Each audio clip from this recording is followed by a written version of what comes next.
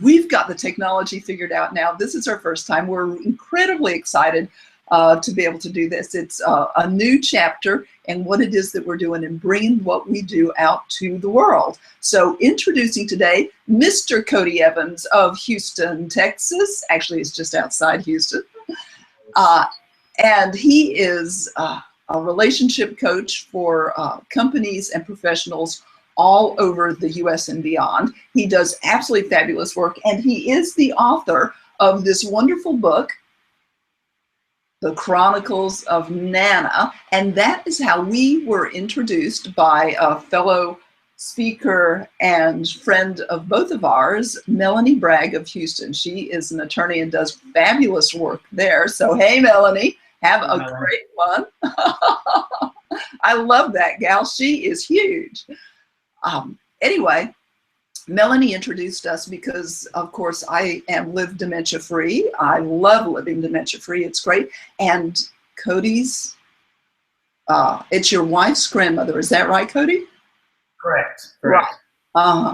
So is in dementia, and so he can really speak to a couple of things about that, in addition to his the wonderful relationship work that he does. And relationships play so much into dementia because our relationships change as people change. And dementia is a big way in which people change. We love it that we don't have to change with dementia. We can say no thank you and goodbye to that stuff. Coty is here to help us understand what it is to really turn around from things that we don't want in our lives to step into things that we do want in our lives, and to give us some insights about how he and his wife have really learned from his wife's grandmother. So, Coty, are you ready? I believe so. Thank you for that great introduction. That was very kind. It's a pleasure. I just love getting to work with the best people. So, Coty, let me just ask you real quick to tell our listeners a little bit about how you got started, how you discovered your passion to embrace the mindset to create new habits that have powered your success. Well, honestly, this is an answer that I give very frequently, one that surprises people, but the quest really began with divorce, and that was divorce from my ex-wife. We had a rough time, and I really just began taking a look at all the different things that happened and how we weren't in alignment and how that directed us toward an unhealthy relationship. In the beginning, I really just tried to seek out all the relationship books that I could, trying to gather as much information as possible, because I knew that I needed to start figuring out how not to end up in that predicament again, because those people who have been through divorce can certainly attest that that is a very painful experience. And I mean, the reality was I assumed that I'd probably end up in a new relationship. That seemed like a reasonable assumption. And as I started learning more and focusing on the necessary elements to have a successful relationship, my eyes were just open to a brand new world. And that brand new world was personal development. Now, that was over a decade ago, and I continue to use that experience as fuel to remind me that I need to keep evolving and maintaining healthy habits if I want to be successful. And the great thing, Dorothy, is that those healthy habits play across all aspects of our lives, whether it be at work, work-life balance, team building, relationships, leadership, whatever it is. And so those are the types of things that I share with people. That's the new mindset. And I share those things with people to have happier, healthier relationships. And that's professionally, that's personally. And because those things are always on my mind, being able to teach people, it keeps me grounded and keeps me from going backwards. Awesome. I completely understand that journey. So I didn't mention that Coty and I both have these big science backgrounds, his in chemistry and mine in physics. And so when you start life in kind of the geeky end of life, which I was definitely a geek, then expanding. Yeah. Confession time. Confession time. And so learning how to be to rest into, I was a geek because personal relationships were difficult for me. I didn't really get them. And so the way that I managed was to focus on things and tasks and strategies. Now, that was hard for me in the relationship space, but I was able to use those tasks and strategies and my ability to focus when I was interested in improving relationships to be able to do that, right? I just leveraged the skills I had to go into it. Perfect. Absolutely. Absolutely. That's where that science starts to really come into play. At least, if nothing else, we have process. That's right. That's right. Analysis and process to fall back on. That's right. And we love to see results. And if the results aren't the same, then we ask, what can I do differently? And those kinds of good questions. That's right. That's right. You bet. And that's a big part of a wonderful mindset. You don't have to be a scientist to ask, how can I do better? Right? That's right. No, you do not. So can you describe what turning toward what you want really means to you and how this perspective has led to your own success? Well, for me personally, it really boils down to passion. And that for me, you have to have passion. That old cliche that money doesn't buy happiness really, really holds true for me. And personally, as hard as it was, that meant leaving a very secure, well-paying job as a research scientist for over 11 years to pursue that passion. And I left that world to become a speaker and a coach because that's what I really enjoy doing. I built biomedical devices for a living, and that is a crazy, noble pursuit. It's an awesome pursuit, and it helps thousands and thousands of people to live a better quality of life. But I'm going to be honest, Dorothy, it just wasn't doing it for me. And so I do what I call turning the focus from the body to the soul. And while I have to work harder than ever, as you know, because you have your own business as well, I still love the work so much more. To be able to motivate and empower people just takes it to a whole new level for me. And so regardless of the money that I may or may not make in my lifetime, that really is the success that you asked about. Awesome. Awesome. I love that. And I completely agree. It's transformed my life and made it richer and fuller. I have a wonderful mentor who says, Marsha Weeder, who says, mastery is not only about depth, it's about range. And it's great to expand our range. So what key qualities do you think people facing Alzheimer's or another dementia need to have to be able to successfully get the turnaround they want? Well, that's certainly a loaded question if I ever heard one. And I think that the fact that you mentioned mindset in the beginning, that has been huge for me. And it really all starts from that mindset and to get this quote unquote success. A disclaimer that I need to make really quickly, however, is that you and we're coming at this from two different perspectives. You have the personal relationship with dementia that you've dealt with. I'm coming at it as a caregiver. And this is dealing with my 91-year-old grandmother-in-law, my wife's grandmother, who has stage 6 Alzheimer's. So the key qualities that you and I, Dorothy, probably would talk about may be a little bit different, although I know some of them would be symbiotic. With that said, when you asked me about turnaround, that for me has been more about what my wife and I can do to shift our mindset to be better caregivers. And the driver behind that really is the fact that we want to maintain a good, healthy relationship with our loved one in spite of the disease. And so this really goes back to that quality of mindset that you mentioned. Now, there are many, many other qualities, as you know and as you profess when you're talking and coaching your students and your people, your audiences. But these other key qualities that I think that you have to have, and the list could probably go on for days. I'm just going to give a handful.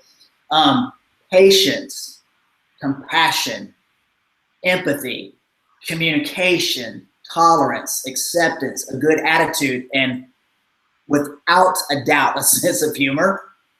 But probably the one that I would say that we really all need to look at a little bit more is that you need a good dose of strength and humility wherever you can get it from, because as you know, this is not for the faint of heart.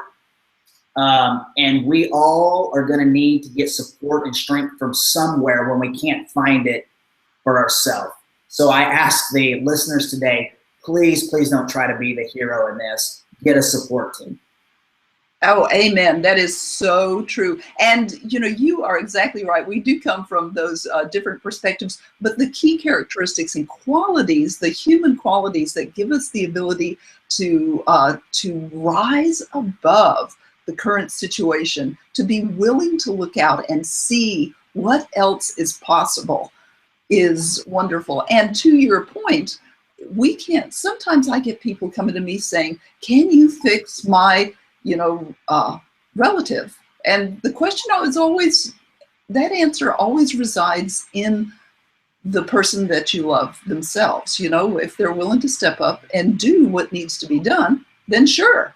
But that's a matter of motivation, and motivating other people is something that is often indirect, and telling them that they need to do it is often the worst way to try to motivate them. Have you found that? Oh yeah. I believe me, I've tried to force motivation on people in the beginning, and I just learned that people have to be at a stage of acceptance and willingness to change. And sometimes that takes longer for some than others. I mean, clearly I'm an example of it can take much, much longer than it needs to. Exactly. But there's hope. It took me, 30 some odd years to get it. And so that does mean that there's hope. But yeah, you have to get to a point where you can go, okay, the responsibility really does lie on them. If they want the help, I can provide it for them. But not until then. Not until then is it going to work out. So that's a very good point. Oh, definitely, definitely. And we can do our part to lead the horse to water, so to speak, but the horse chooses to drink or not.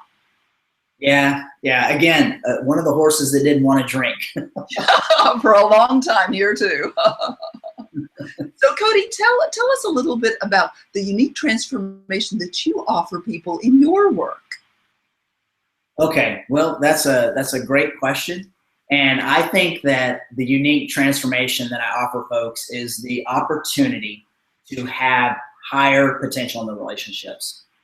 Dorothy, a lot of people pay a lot of money and focus on having higher potential in their careers. And athletes pay a lot of money to have coaches to get better abilities in their collegiate career or professional career as athletes, to push them farther so they can perform better. But we really, really fall short and don't put as much focus on the personal relationships that we do. And so when I'm working with somebody, I'm really pushing the envelope, really pushing the envelope to shift those attitudes that we were talking about, to shift the perspectives, and really making it okay for people to let go of the control that we're all trying to have so that we can get closer to those higher quality relationships. And the reason that I want to do that is because I know that, and I've seen it time and time again, when I can get folks to that level, when they can do all of these things, then not only are their relationships going to improve, but every single aspect of their lives. Oh, so true, so true. When I started developing the kinds of personal practices, so that because we all get in let me see, I come from a Southern family, so my granny used to say, get in a snit. So earlier today, I was like, I had this anxiety come up. Oh, this is this first Google Hangout. It's a great interview. I want it to be just right. And I could feel those, it's fear-based. Yeah. And oftentimes when we're not at our best relationally, we're coming out of fear. So I did my personal practices to make peace with that part, honor it, recognize it, make peace with that part, learn from it. What does it need? It's kind of like, the angel and the devil sitting on your shoulders. You remember those old cartoons? And it got better, and I managed to use that again to calm down and be my best self. Yeah. And the other part of that is that nobody taught us how to be in relationships. It was just a kind of an osmosis thing. And I know that's not technically the term. Osmosis has to do with water, but we saw what we saw with our parents, and that's how we learned to have relationships. And whether that was good or bad, either way, that's how we ended up doing things. And unfortunately, they don't teach this stuff in school. So sometimes we have to go a little outside of what is normal and go get coaches and go get the help and go read the books for us to change the paradigm.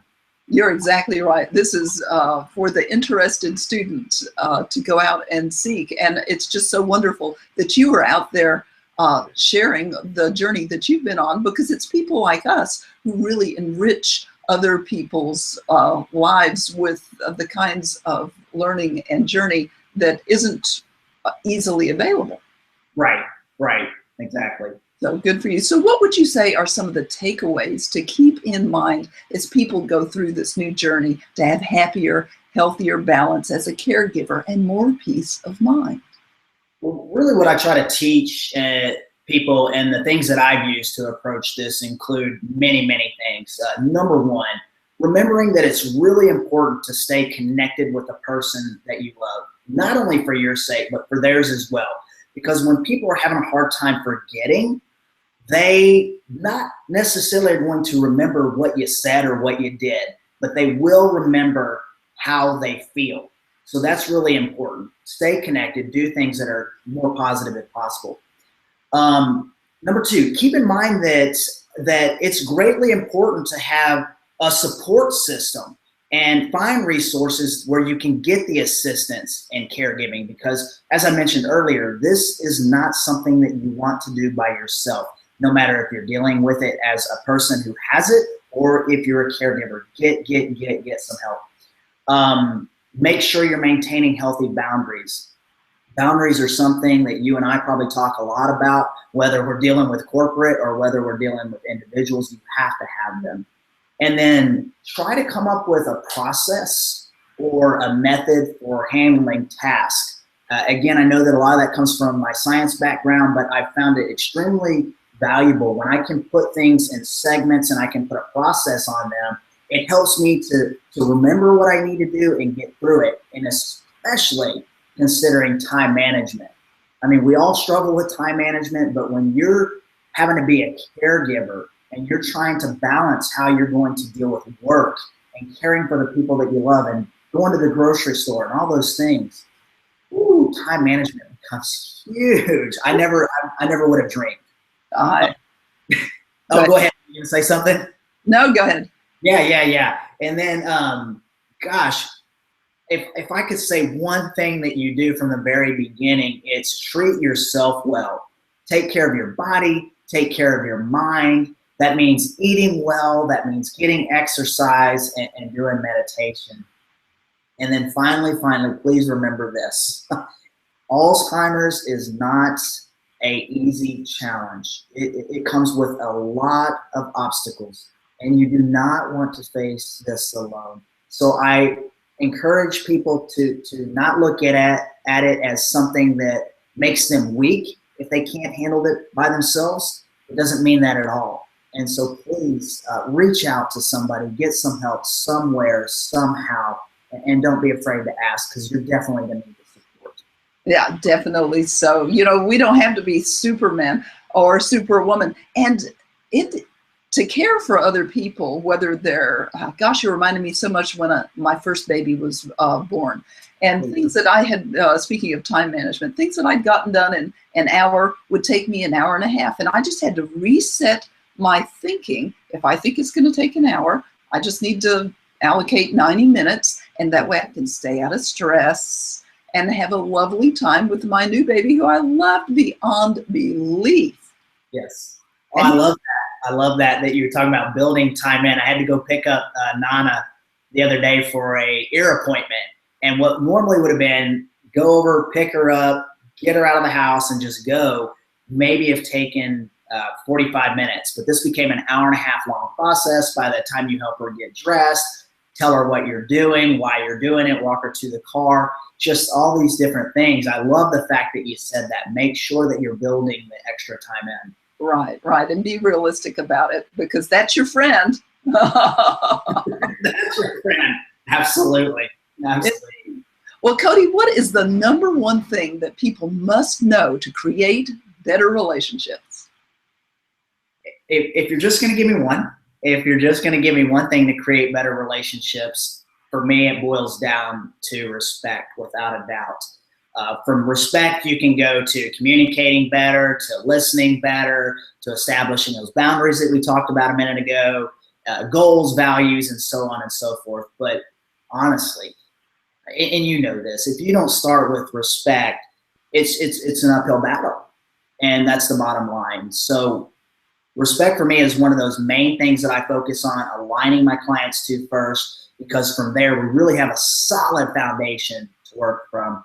And hopefully everything that I mentioned today shows that we really do, it really does start from respect, whether that be respect for yourself, which a lot of people don't have, and respect for the one that you're caring for. So if you're having a problem respecting yourself, please, I encourage you to go find some help in getting that, because if you can do that, then that respect toward other people, it goes a lot longer way as well. It does. It is impossible to give something to another person that you don't give yourself, because you're a person too. That's a beautiful point. Wonderful. And there's nothing like self-care to make you a better caregiver for people in a way that is respectful and truly helpful for them, something that's valuable to them. It automatically gives you better boundaries and gives you the ability to improve. Absolutely. So how can our listeners learn more about you and your work? Oh, thank you for asking. Well, they can go to www.cotyevans.com, and that's www.cotyevans.com.